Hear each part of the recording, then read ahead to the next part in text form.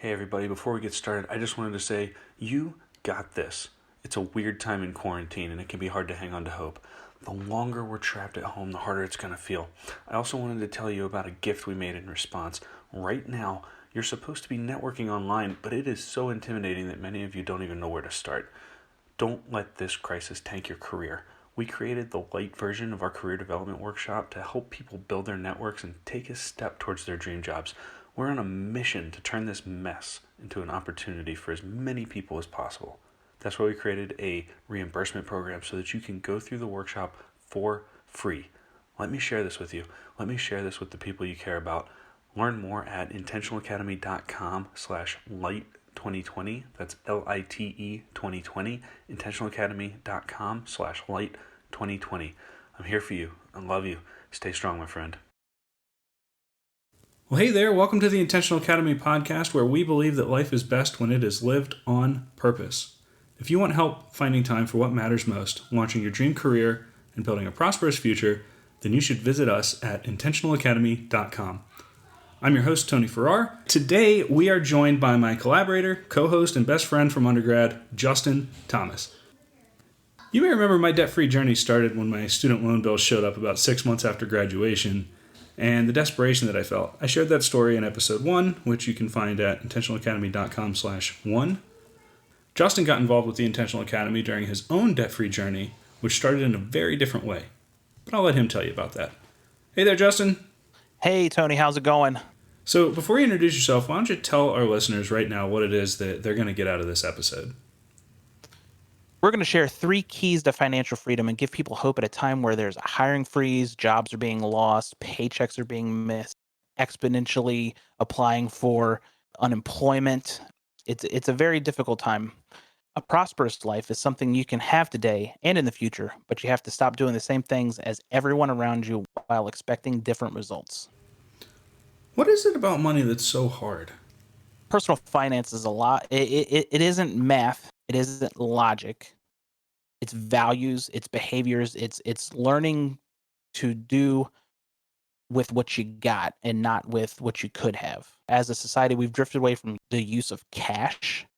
Cash is very emotional. It's a physical entity, and it triggers an emotional response when you hand that cash from your pocket to another person for a job they did, for an item they're selling, and it can trigger an emotional response where it's like where you sit back and go, do I really need this? Did I really need to do this?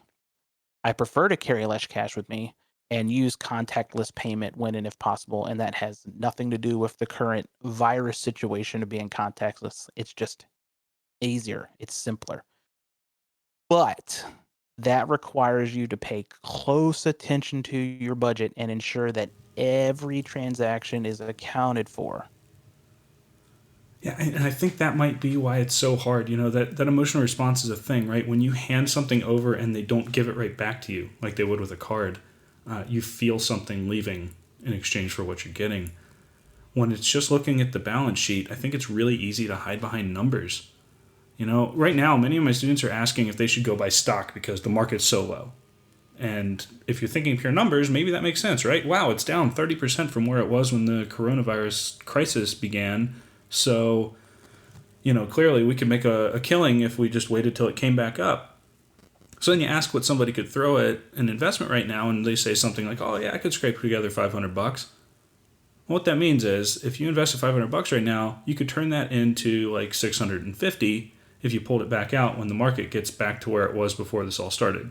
In other words, you took $500 and you turned it into 650, you made $150.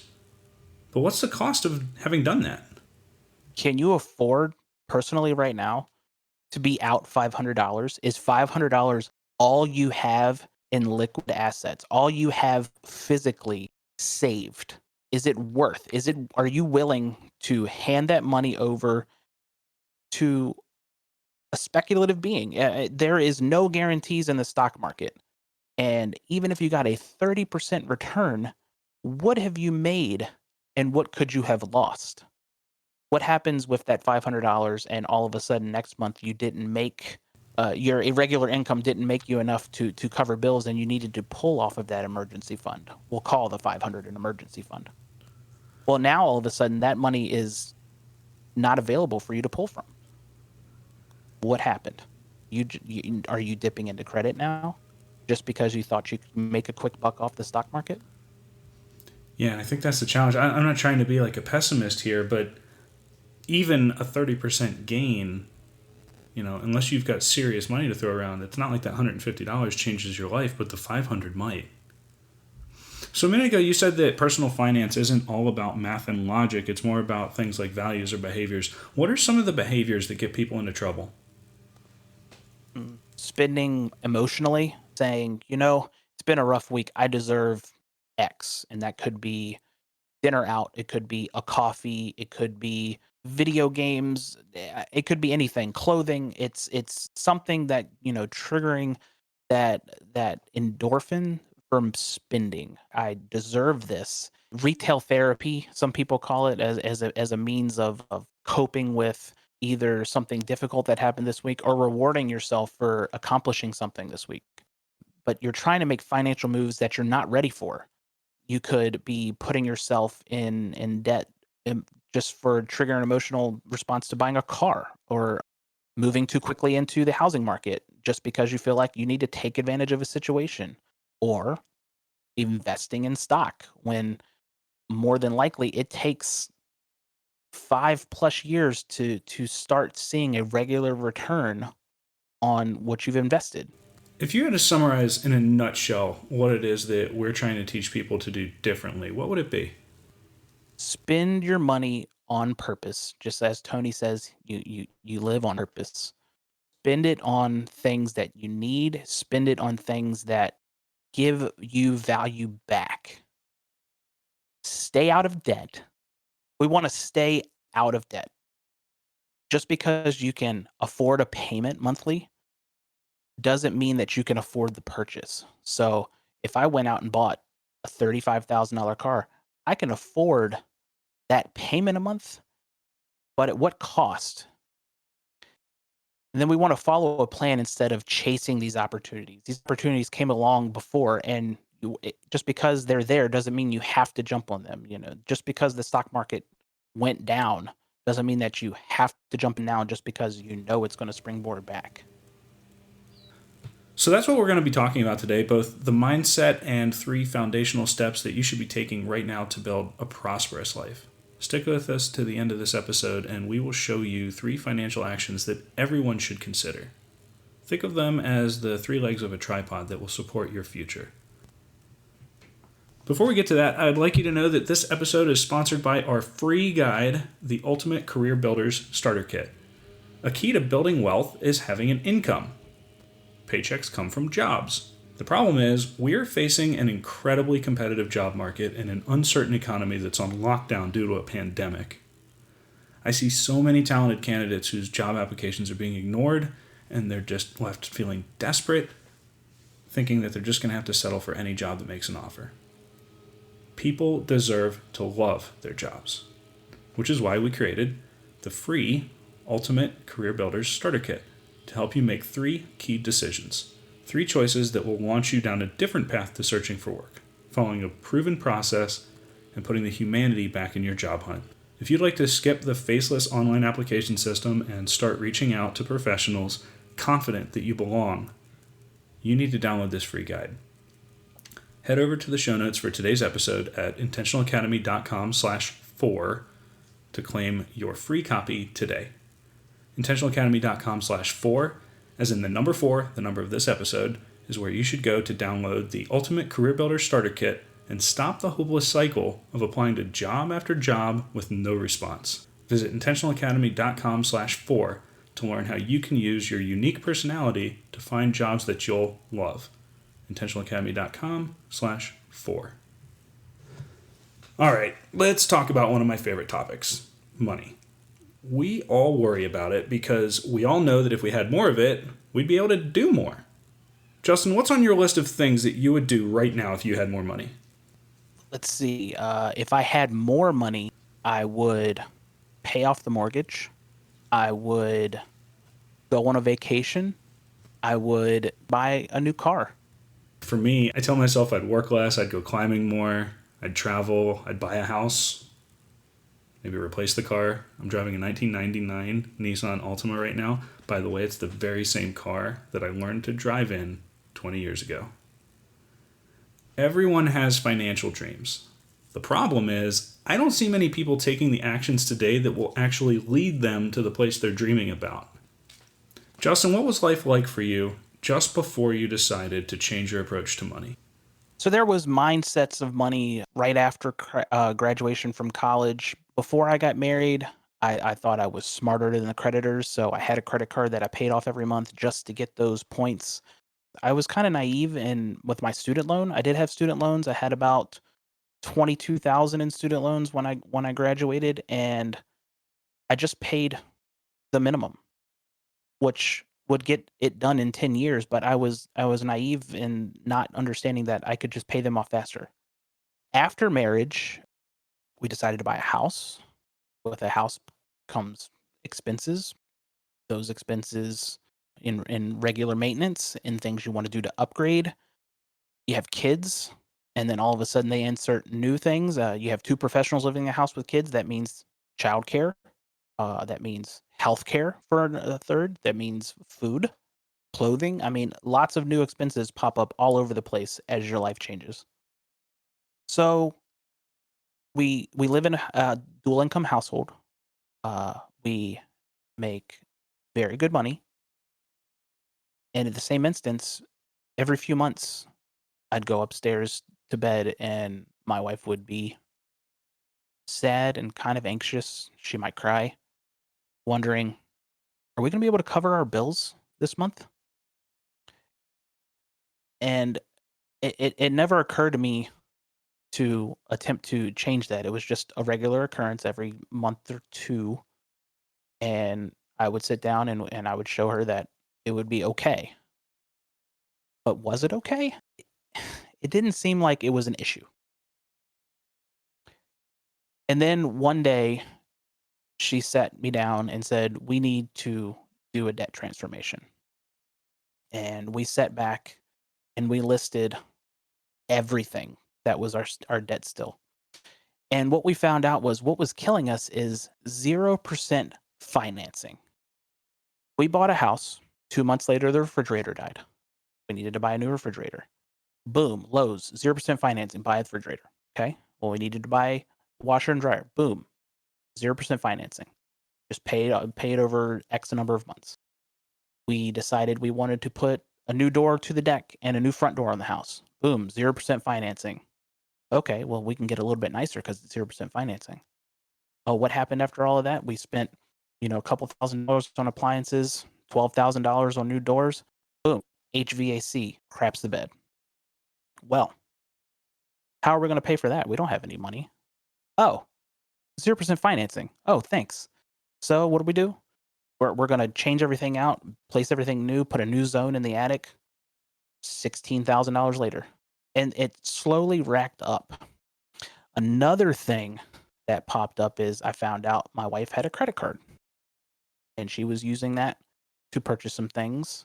We were also putting daycare on the credit card and just paying that off each month.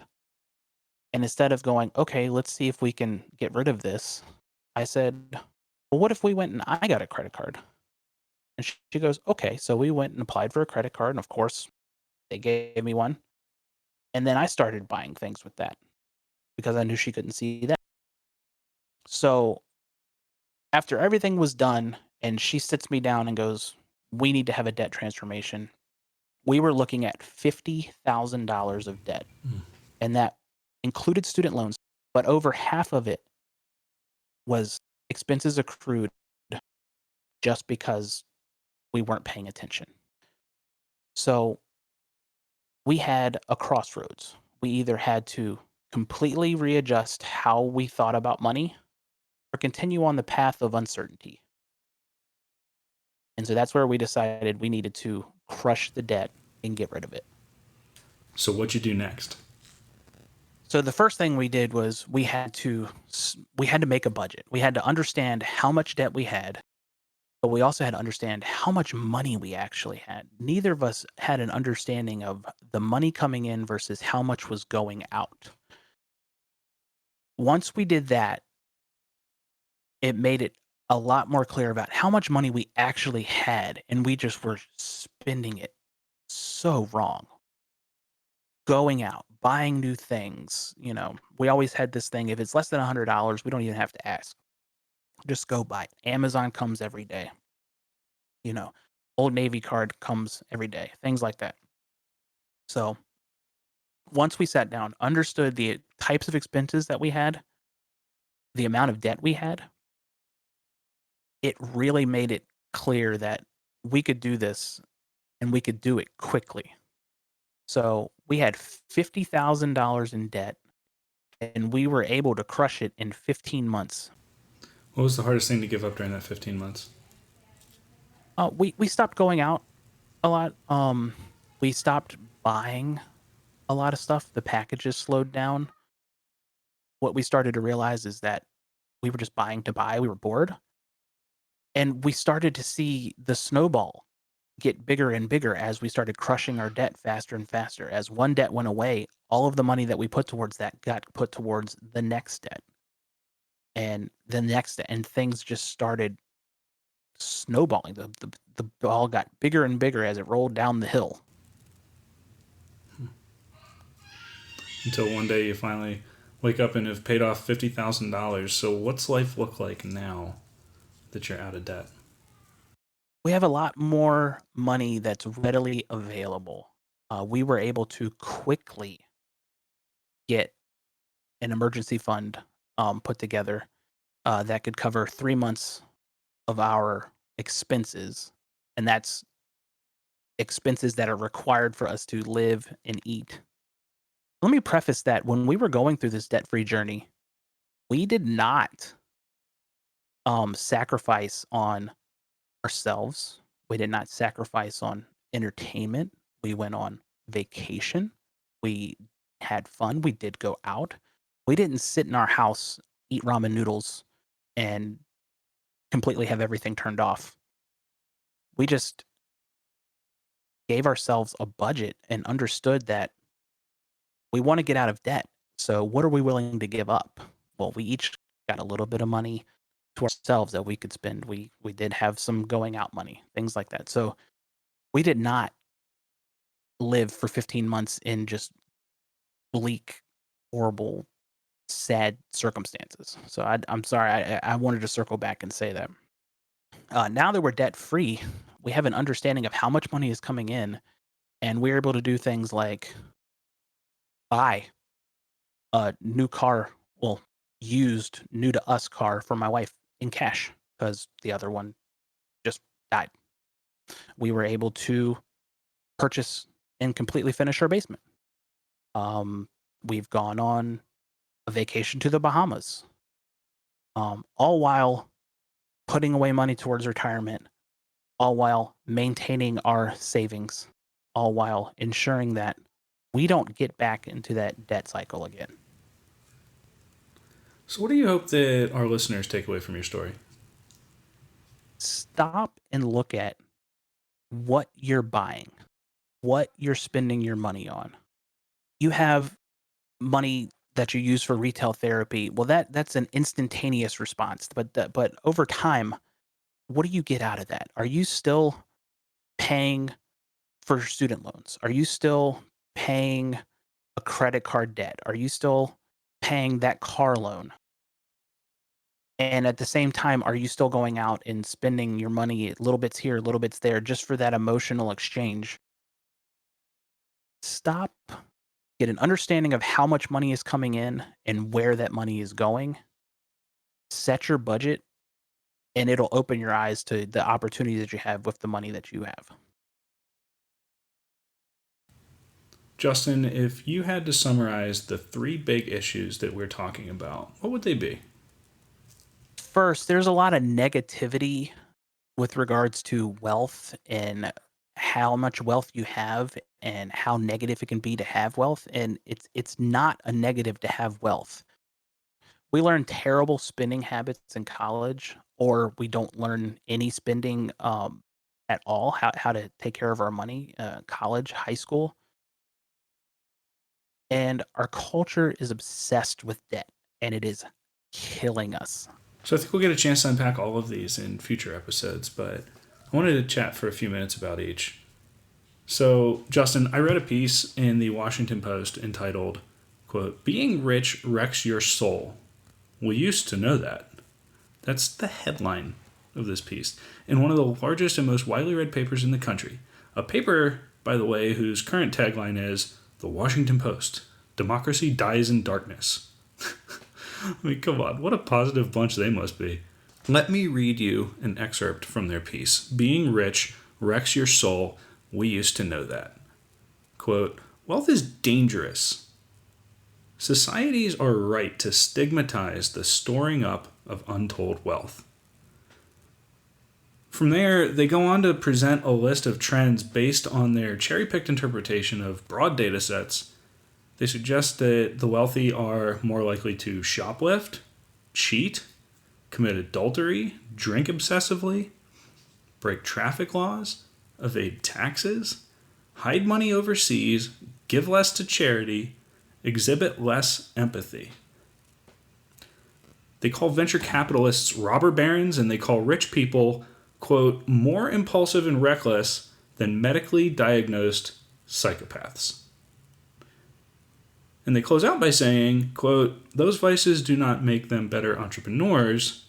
They just have mommy and daddy's bank accounts sitting in New York or in the Cayman Islands to fall back on when they fail." Justin, what's the problem with thinking this way? It just gives us an out. It's not our fault. They robbed us. They took from us. The rich only get richer. The poor only get poorer. There's no way to get out of it. You're set to fail because these people have all of the wealth and are giving none of it away. And what's the flaw in that thinking? Economy isn't a zero-sum game. There isn't just a finite. There is a finite amount of money, but it isn't a finite percentage to certain amounts of people. Yeah, I think people really love to vilify the rich because it's easier than admitting their own responsibility. You're not broke because some rich jerk stole your piece of the pie. I mean, I know we all start from our own relative levels of privilege, but we're responsible for what happens next. And here at the Intentional Academy, we think wealth is a good thing, and we want to help you get some of it and then use it the way that you think is best. Moving on, one of the big themes in building wealth is the importance of education. Ideas can change lives. I've staked my entire career on that. But I also see us learning terrible spending habits in college, and we tend to carry those into our adult lives. Justin, how did you pay for college?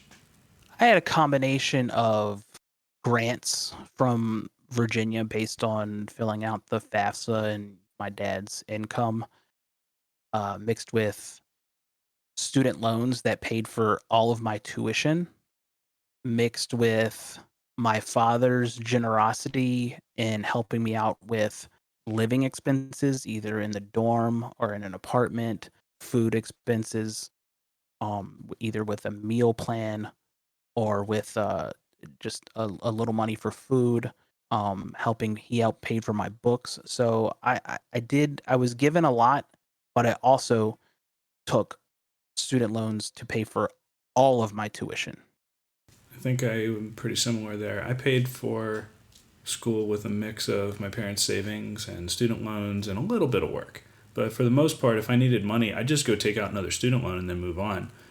And the problem with that is that I learned that anytime I needed to buy something big, I should just borrow money for that. What did I do wrong there? You learn to borrow your way out of any challenge you faced. In any time a certain financial situation that was larger than you could immediately take care of, you learn to just go put your hand out and somebody else would take care of it in the form of a loan. Yeah, I think student loans and grants are a really mixed bag because on the one hand, they do get more people access to an education, and that's something we believe very strongly in. The problem is that when we borrow money for school, the pain of the price tag gets pushed down the road. I didn't have any sense for what my first $14,000 loan meant. Not until 12 years later when I finally had to pay the first bill. Justin, what are some things that you see students doing right now that are establishing bad spending habits? Going out to eat a lot, um, other than maybe on your meal plan, but food trucks, restaurants, coffee shops, ice creams. Have you ever caught yourself saying that it's cheaper to eat out? I could see that to an extent, but no, not personally. I've never seen it as cheaper to eat out, but if I was eating out, it was more of a treat than it was a necessity. I think this might be the big bad lesson that I learned in school. See, to me, a dining hall feels like a restaurant. And so, even when I was on the meal plan, I felt like I was eating out all the time, and that was just what we did. So, when I finally moved off campus and started living in my own apartment, if we went to cook a meal, we had nothing on hand. And so we'd go to the grocery store and we would buy all these like specialty ingredients, I mean, I got one recipe that calls for hoisin sauce, so now I'm buying hoisin sauce and 16 different spices. And next thing you know, you spend $100 to cook one meal, and sure, you've got a bunch of leftover ingredients, but I didn't know what to do with them, and so they'd sit in the pantry and spoil. The myth that I would tell myself is, well, that was a lot more expensive than, say, going to a restaurant and eating a $10 meal. Just one of the many things we're going to get into. Because here at the Intentional Academy, we believe that the way you spend your money is a reflection of your true values, and we want to help you decide how you want to spend your money, despite the terrible habits that we might be learning as college students. We just spent a bit of time picking on student loans. You and I both have now told our stories about getting out of debt. Justin, why is this so important? Our culture is obsessed with debt and it's killing us. And one of the things I wanted to note with regards to student loans is that did you know that the borrowers are giving you more money than you necessarily need for school? And you are not required to take all of that money. And if you don't have the money, you're not going to spend it. So you can refuse portions of that money so you don't have the extra debt on top. That's really interesting. And I think it's interesting that the default is for you to keep it. You have to actively try and send it back. And I bet it could even involve some complicated phone calls to make that happen. We'll have to figure out what that process looks like these days and have that conversation at some point. Now fast forward a little bit. Somebody's about to graduate. What happens now? You're a recent graduate that has found a job. You now have income that you never had before. You want to immediately go and fulfill all of those things that you feel like you've missed out on. Like what? Choose me. I graduated and all of a sudden I have an income. The first thing I did in my EVT was to say, I have money. That means that I should buy a house, or in my case, a condo, because that's what responsible people with money do. They purchase real estate. So I found a piece of real estate. I bought it. 6 months later, the crash of 2008, and I lost probably $80,000. All because I did what I thought I was supposed to do instead of waiting, renting, understanding the market, especially where I lived. It was a very niche portion of the state that did not follow a lot of the trends of some of the other portions of the state. What are some other things that people are running out and buying these days? You're driving a beater. You're driving a car that literally is there to get you from A to B by any means necessary. You graduate, you have an income. I have to buy that brand new car. Have to. It's a brand new car. I deserve this, Tony. I deserve it because I just finished 4 to 5 years of the hardest years of my life, and I deserve it. Yeah, I think the real issue is that we're often told by advertising that being able to afford the payments is the same as being able to afford a purchase, right? I mean, look at most car ads. You won't even see the price of the car, just what the monthly payment looks like. And the same goes for furniture. The thing that makes me crazy, though, is that this has worked its way all the way down to the consumer shopping level, right? They've all got a rewards credit card, and they're all featured prominently on their websites. Go to a home improvement store, go to a clothing store. If you go to their website, you'll see an ad for their credit card before you even start scrolling on their homepage. What's the problem with this approach to spending? The spending all adds up and it doesn't go away. It's just dooming you to pay for your past in the future. And here at the Intentional Academy, we teach people to get out of debt and stay out of debt. Life is a lot more fun with some margin in it, and the best way to have that margin is to avoid having payments. Let's transition now into 3 keys to financial freedom. 3 things that you can do right now to turn things around and feel in control of your money. Justin, if you could tell people what are the 3 most important things that they should be doing with their money right now, what would you say? I would say the first thing you need to do is build an emergency fund, and that's going to look different for people in different situations, but we'll definitely talk about that down the road. Second, get out of debt as quickly as possible. And third, make a budget. Understand the money coming in and where the money is going. And once you know that, getting out of debt will be a piece of cake. The way I look at these is the first 2 are goals, and the third one is the trick on how to do it. But they all support each other, right? When we have an emergency fund, even if it's just, say, 1 month of living expenses, you buy yourself some breathing room so that if something goes wrong, you don't have to borrow money to get your way out of it. And so that's why we want people to start thinking about setting a goal of having an emergency fund.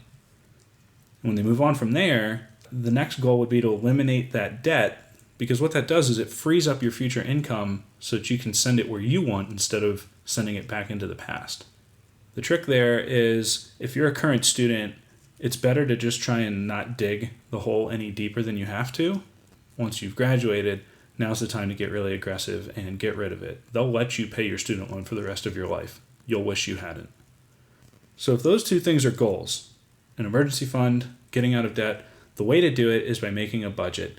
And Justin, I'm hoping that you could just comment really briefly on the number 1 complaint about budgets, which is that they feel like a restriction. They take all the fun out of life. The number 1 gripe is I make a budget, I'm forced to pay for all the stuff that I have to have, and the rest has to go to debt, and I'm not allowed to have fun, I'm not allowed to go out, and that's wrong. You need to do those things, but you need to also set aside money for you to go out some, or to have some fun. You need to pay yourself as well as pay your debt. I think we saved budgeting for last because we wanted to make sure you had a good reason to get there. Imagine just for a minute how much different your life would be if you had the peace of mind of, say, a month's savings or a month of expenses sitting in your savings. And you had a plan to get rid of monthly bills that are channeling away all the reward of your hard work. That's what the goal of an emergency fund and debt freedom can give you. The budget is the magic tool that's going to get you there. I can't wait. We're going to do future episodes on all these topics and really get into the tactics of how you can do it. Well, that does it. Here's a quick recap of what we just talked about. We started by learning Justin's story and how he and his wife's debt-free journey changed everything. That journey is what led him to be such a big part of the Intentional Academy. We are both so passionate about helping you to live your best life. Next, we gave you an overview of the Intentional Academy's attitudes towards money and building wealth. First, the media spends an awful lot of time talking about how bad wealth is. It isn't. Second, we learn terrible spending habits in college, and we need to unlearn them. Third, our culture is obsessed with debt, and it's killing us. Justin, I can't wait to do full episodes exploring each of those in more detail. I am sure that people are going to have some strong feelings. Yeah, I'm excited. I'm sure a lot of people want us to unpack a little more on those, what to do on getting out of debt, and I can't wait to get into more detail. Yeah, man, I'm really excited about it. These are going to be great shows. Finally, we shared 3 things that you can do right now to start building wealth and experience financial freedom. First off, start saving up an emergency fund. If you're just starting out, even a small amount like 1 month worth of bills is going to help. Second, Stop borrowing money, and if you can, start getting out of debt. If you're a student, we suggest waiting to pay off the debt till you graduate and get that job. Just dig as small a hole as possible. When it is time to get out of debt, now you can go after it with intensity. Third, you need a budget. This is how you decide where your money goes beforehand. It's not a restriction, it's freedom to spend on all the things that matter most to you. Money tends to drift if we don't command it, and the budget is the key. Justin, recap for me one more time. If you could summarize everything we just talked about in one statement, what would it be? A prosperous life is something you can have today and in the future, but you have to stop doing the same things as everyone else around you while expecting different results, which I believe is the definition of insanity. So, one more time, y'all. Money doesn't come from debt. It comes from a paycheck, and paychecks come from work. You need to get your career in order. Either land that dream job or get yourself an internship. Let's make money flow in the right direction. We created a system to help you build your image, connect with potential employers, and land a job you love. It starts with downloading our free guide, The Ultimate Career Builder Starter Kit. Go grab a copy today for free at intentionalacademy.com/4. That's where you can learn how to make the 3 key decisions that are going to get you moving. intentionalacademy.com/4. If you've been following along, the last 3 episodes just cycled through the 3 key themes of the Intentional Academy: time, career, prosperity. We'll continue pulling at these threads in future episodes and help you spend your one precious life doing what you love. Next week's show airs at the end of April, which means we are entering final exam season, and a weird one at that because we're all learning online. Everybody's locked down and remote. Tune in to learn what you can do to finish strong, even in these crazy times, and start moving your career forward in the meanwhile. If you're looking for a motivational pick-me-up to get through finals during this crisis where everything just feels wrong, then you've got to download this episode. Make it easy on yourself and subscribe to the podcast on Apple or Spotify. That's it. Thanks for being here. Justin and I are trying to do far more than give some helpful advice or some motivation. We want to change the way things are done. We would love it if our advice was no longer necessary because everyone spends their time on what matters most. Everyone works at a job they love. And everyone feels empowered by their prosperity. I want to invite you to join the movement. When you share this episode with a friend, you might be the only person on the planet who did. But maybe next week, it'll be 2 of you. And the week after that, it'll be 3. The point is, you can change lives by doing a few simple tasks. You can subscribe to this podcast. You can share an episode with somebody you care about. And you can leave us a review on Apple Podcasts or Spotify. At this stage of our growth, you might be the only person who does these things this week, and we can't wait to tell you how grateful we are for it. Thanks in advance for your support, my friend. Justin, thanks so much for being here. Everybody else, we will see you next week. Have a good one.